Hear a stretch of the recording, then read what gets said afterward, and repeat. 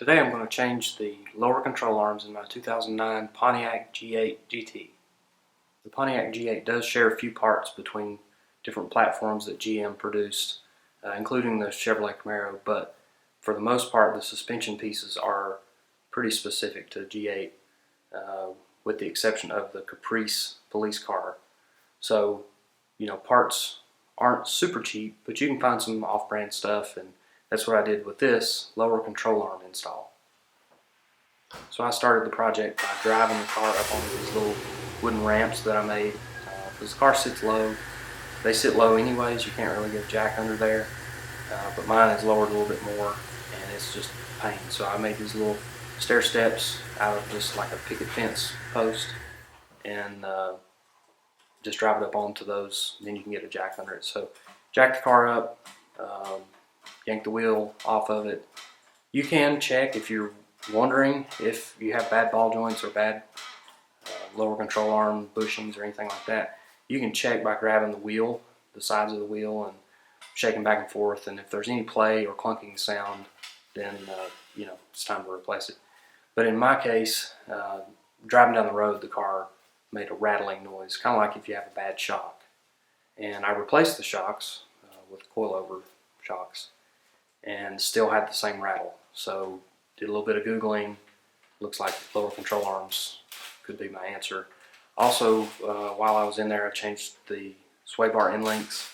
That was an easy and cheap install, so that was kind of a no-brainer while I was in there. And when I took them off, I noticed that their boots were torn and they were pretty sloppy, so it was definitely a worthy investment. Going to need a pretty big variety of tools, some basic half-inch drive metric sockets, half-inch drive ratchet, breaker bar, some 3/8 drive stuff. Then we got a couple of screwdrivers. Always good to have a big hammer, and we need a ball joint separator like this. I've seen some people not actually have to use this, but it does come in handy. These cars have an odd suspension setup where they don't have an upper control arm.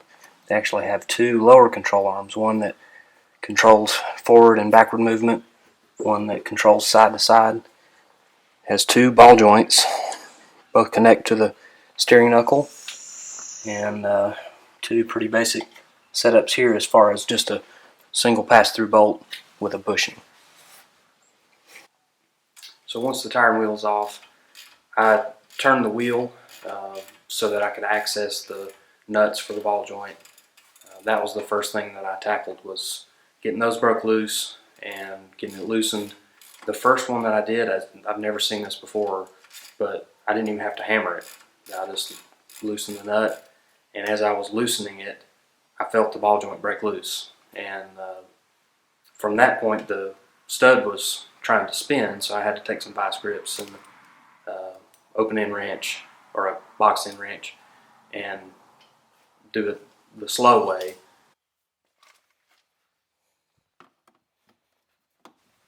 To access the 18mm bolt on the front control arm, we removed the fender liner just to have easier access.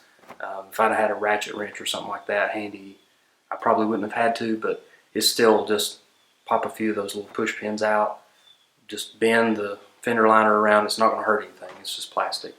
So bend that thing around where you can get to it, and we just ratcheted the bolt out.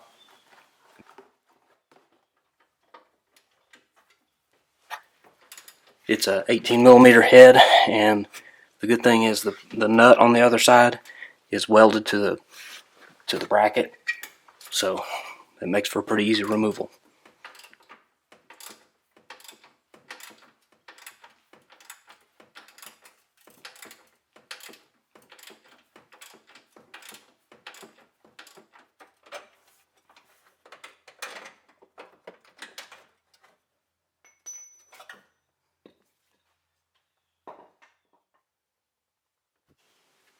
As far as assembly goes, it's really super straightforward and easy. I did put a little bit of grease on the control arm bushings where they made up against the bracket, just because that metal against metal just there's always a chance that there could be a squeak or some kind of noise. So put a little bit of grease there just for reassurance, and put it all back together just like it came apart.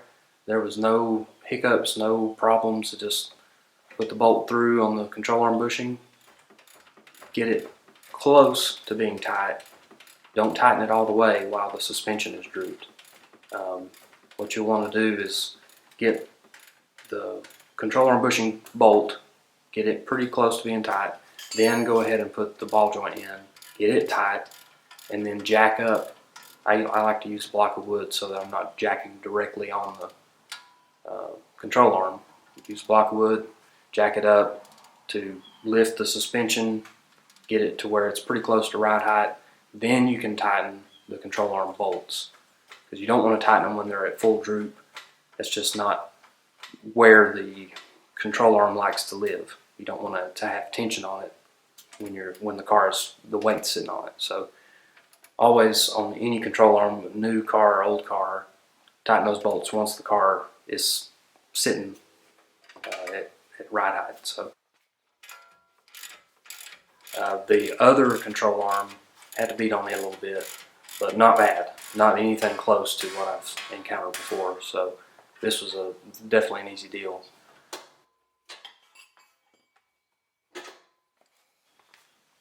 The one toward the rear of the car, you got to use an extension and go through a hole in the frame rail, and that's pretty straightforward. Just loosen it until the bolt comes out of the nut, which thank goodness the nut is welded to the bracket, so no big deal there. Just loosen the nut till it comes loose, and then you might have to take a screwdriver and kind of pry it to get it to pull all the way out of the bushing. Then the control arm just comes out.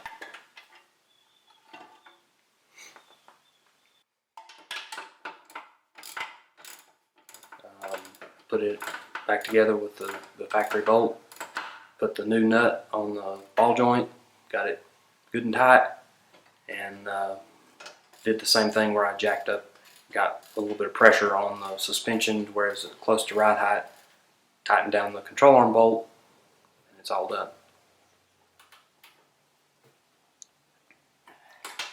From there, just put the wheel back on. I go ahead and just zip it on there with the impact just to make it quick, and then let the jack down, and not to forget my little ramp system. Let the jack down onto the ramp, and as soon as I get some pressure on the tire, I can go ahead and tighten it for real, put my back into it, and then that's it. Roll it off the ramps and take off down the road, and it totally drives like a different car. There's no more rattle. It feels tight. There's a lot of advantages here for 2 or 3 hours of work. So a couple $100, 2 or 3 hours of work, and this car drives like a brand new one.